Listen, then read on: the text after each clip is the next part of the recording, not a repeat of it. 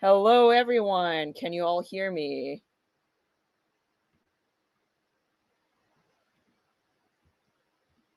All right.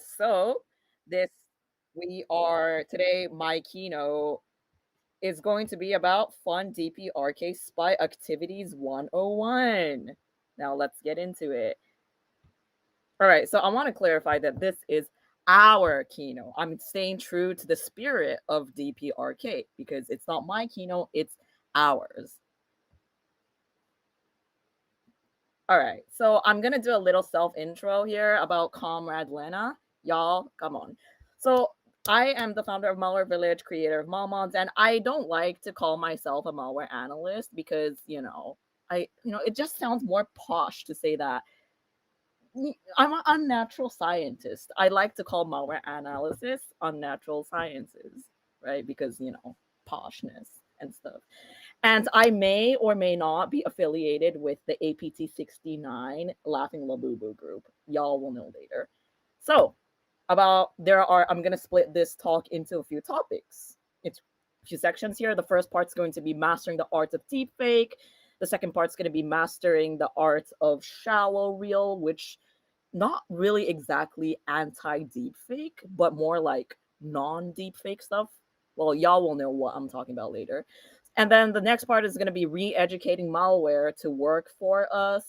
And the fourth part's going to be how to become a DPRK spy the fastest way. And the last part's going to be running brokey psyops operations.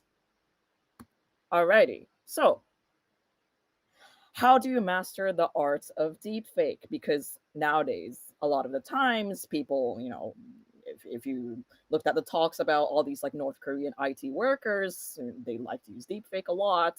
So if they have those tools, might as well use it for ourselves too, right? Because what's limiting if they're using it, might as well use it. I mean, if the tool is available to them, what's stopping us from using it too, right?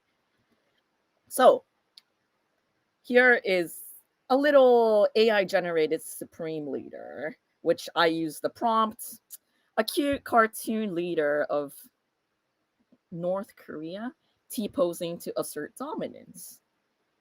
Then I use this 3D AI generation program, which was called Meshi AI. Well, I'm not. It's not sponsored by Meshi AI, so I mean, if anyone from Meshi AI is listening, do consider sponsoring.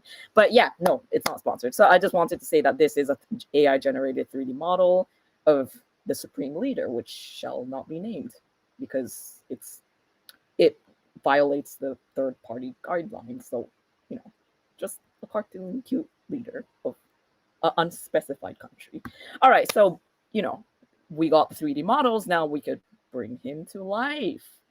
So in a 3D model, you rig the model, so it's got these like joints and bones that you can move, right? And then you can animate it to do this like roof dance, you know, which is how well, congratulations, we've now successfully made our own little Supreme Leader with relatively very little effort on a very, very low budget, right? So, I mean, as you can see, it's pretty easy to create things now with the technology, right? I mean, if it's available to us, it's also available to them, right? So, might as well, if they're using deepfake for nefarious things, we might as well use it for fun, right? So now we come into the part of mastering the arts of shallow reel.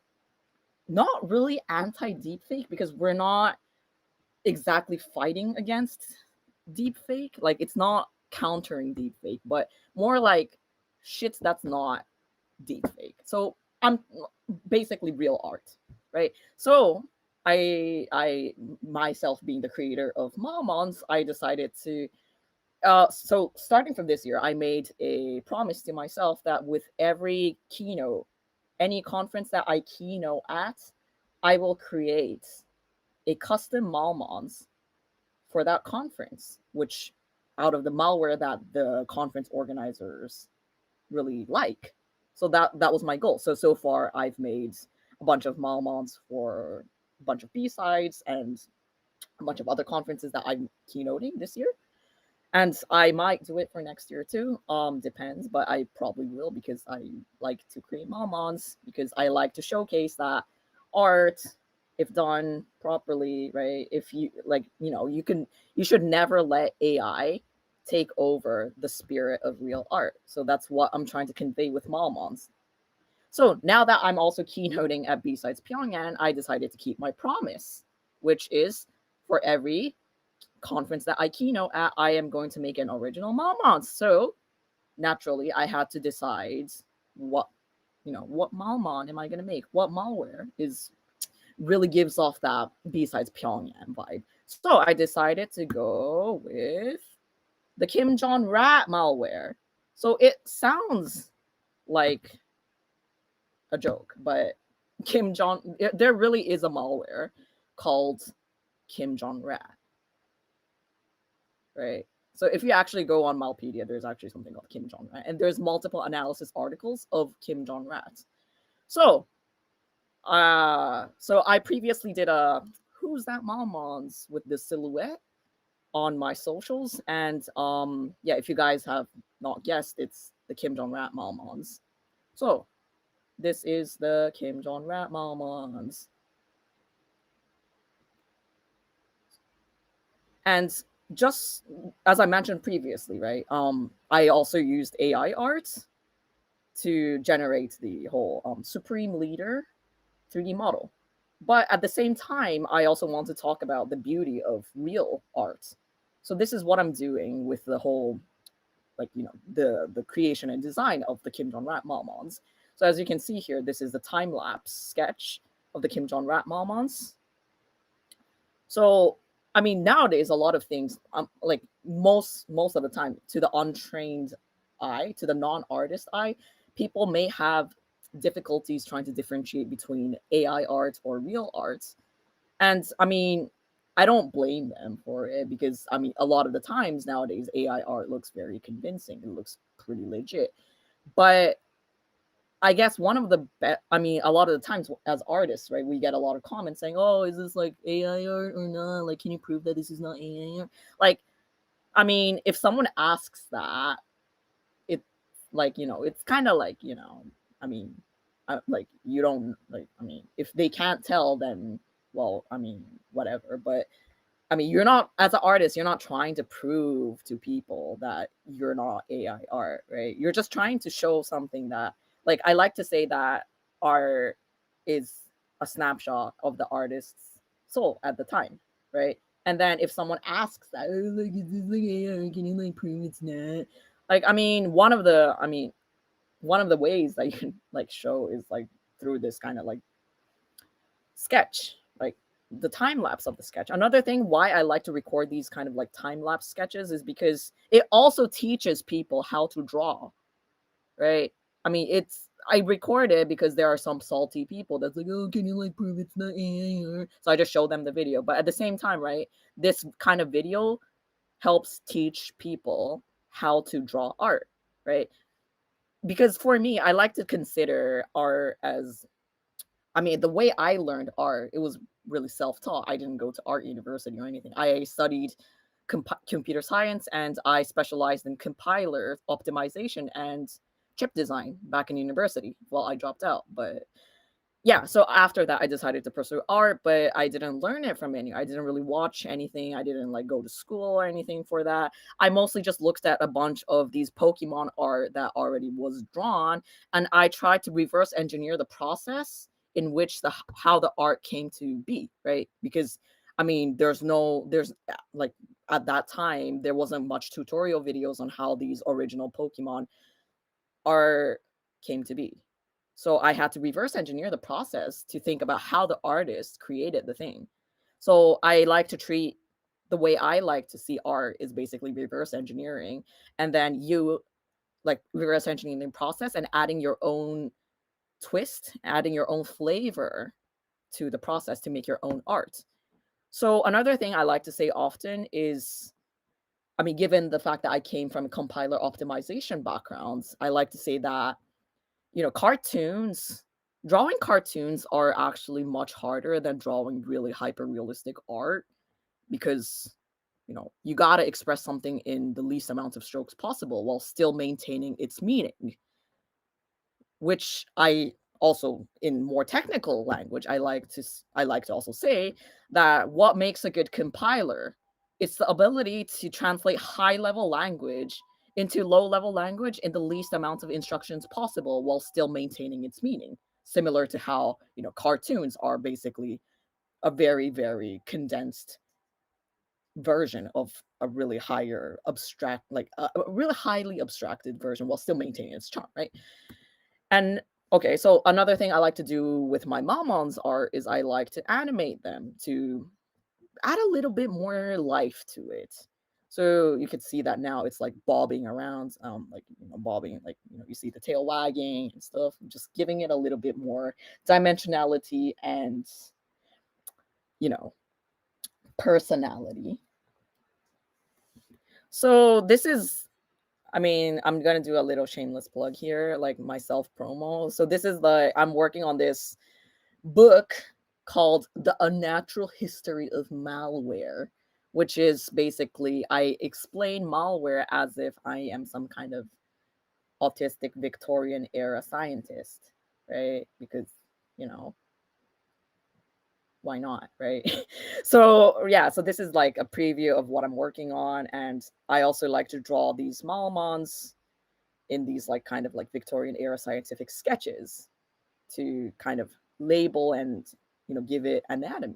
It's because just like malware, it's got anatomy, it's got structure, and then personifying, giving life, like expressing malware as if it's a living being just makes it much easier to express and you know to explain how it works. So this is what I'm working on. These are all hand drawn by me, so there is like stay tuned for more, because if everything goes well, it will be published next year. So just as a meme, just for fun, I also made the Kim Jong rat mons in this anatomical style. So this is the time lapse of the Kim Jong rat mons. So same again, right? I'm not just recording this just to prove people that no, that's not what I'm trying to do. I record this process so that people in the future who are interested in this kind of artwork can learn from it without having to reverse engineer the process manually themselves, right? So they have the top, like the bottom up, like how to draw, right? They don't have to reverse engineering the process because reverse engineering takes effort, right? If someone recorded the whole process, it's just much easier for someone to learn. So I mean, if you're an artist, I would highly recommend that you also record your like process, because people do enjoy watching the art itself, but people also enjoy learning from the art. So please do. So again, the message I'm trying to convey here is don't let AI art completely replace real art. As an artist, always make sure that you retain full rights to your work and treat AI as kind of like a Photoshop on steroids. It makes your workflow like more efficient, but never let AI do the whole work for you. As in, like, don't, like, let it be a tool for you. Don't let yourself be the tool for AI, right? You don't want to be a tool for AI, as in like you're making all these artwork and you're just using those artwork to train the AI. That's you working for the AI. Do it the opposite way. Let the AI work for you, right? So it's also, there's no shame in using AI to enhance your artwork. In fact, that's what I did for some of the stuff I made here, which is, the supreme leader on a rocket. This is, it's both 3D, the 3D model itself, the base of it is AI generated, yes. But some of the refinements, like the BSides Pyongyang logo here, it's vectorized, and these are parts that I made manually. So by mixing these things, it made it much more efficient to make something like this, right? By the way, this is a speaker gift, so if you're a speaker, you will get it later, so stay tuned for it. All right, the next section, re-educating malware to work for us. All right, so I mean, I talked a lot about art and stuff like that, but again, right, I am also a malware analyst, aka an unnatural scientist. So this is where I truly shine here. So okay, so now we gotta pick the unlucky malware to use as a test subject, and then I decided to, this unfortunate little malware has decided to volunteer for us. All right, so this is basically a fourth stage payload extracted from the snake keylogger. So this is an article I wrote. This was like back in 2020, like I believe it was like last year. It was like quite a long time ago. So this is a full reverse engineering tutorial walkthrough article I wrote about the snake keylogger. So if you're interested in how I extracted this fourth stage payload, please do have a read here. So if you first dissect the fourth stage payload, it's just obfuscated and full of gibberish, right? But once you clean it up, you can actually modify the code. So it's, I decided to insert some of the interesting graphics here, like Supreme models here, like the models that we previously created with the AI. So I attached this sample to the LineCon channel on the BSides Pyongyang Discord. So if you guys have nothing better to do, feel free to download it and analyze it yourself as well.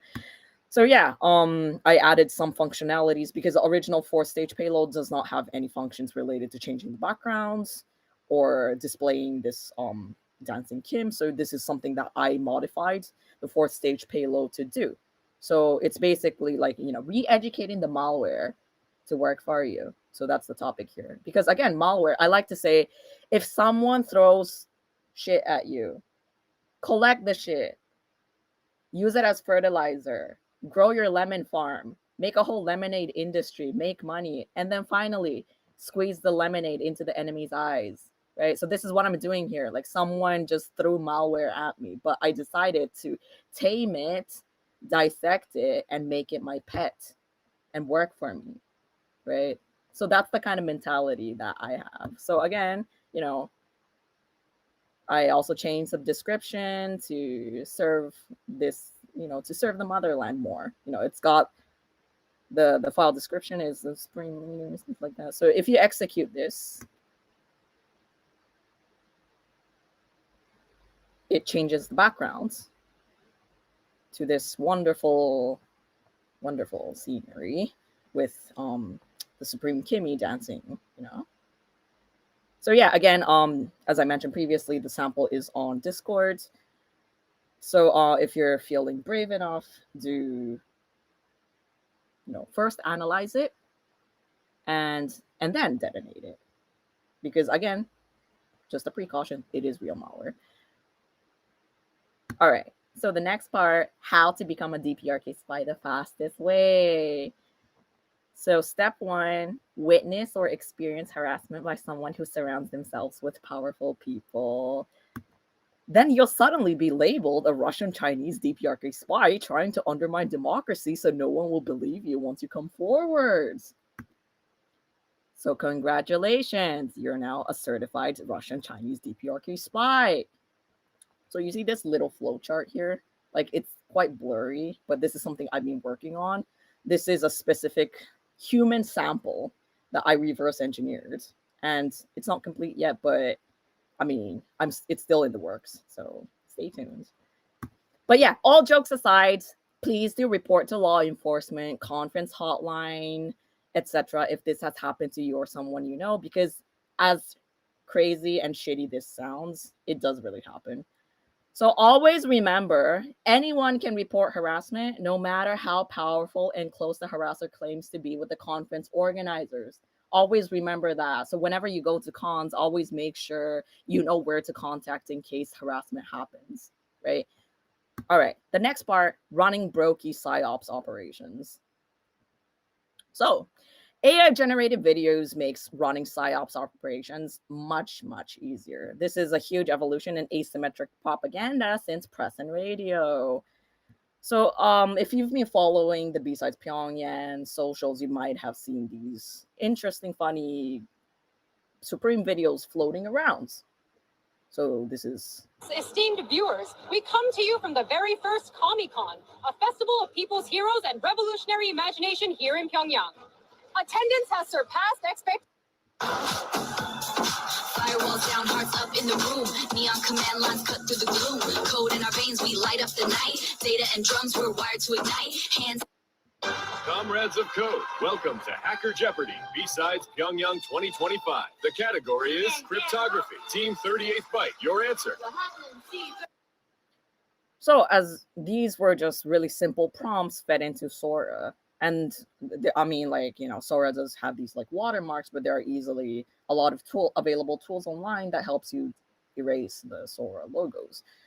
So again, these videos look pretty legitimate, right? I mean, if you look closely, of course, some people could tell. I mean, if anyone has enough time on their hands, but it looks legit, right? Also, it's also entertaining. Like, when I saw it, like, even though I'm the one who generated these, like, I laughed because this was like better than I expected, right? So again, right, I say humor is one of the best ways to convey a message, and this is, you know, one of the best ways to, I guess, convey, like, for here, right? At least we didn't have like malicious intent. We're just like trying to like make fun stuff here. But I mean, imagine if this was someone with malicious intent. Like the team APT69, the Laughing Labubu, managed to run this whole BSides Pyongyang 2025 operation with a super low budget. Like, I know you guys were probably expecting Kim and his friends to be involved here, but unfortunately not this time. Like, yeah, I'm sorry, guys. So yeah, so again, now imagine what real threat actors can do with a state-funded budget and team, right? Like, I mean, just treat this whole BSides Pyongyang 2025 as a fancy security awareness training program here. If y'all came, thank you. But like, also remember that treat everything you see on the internet as propaganda made to hook your attention, to make you believe something. It could be anything, just made to make you believe something. So just seeing is no longer believing, right? I mean, just look at how fast AI videos are evolving.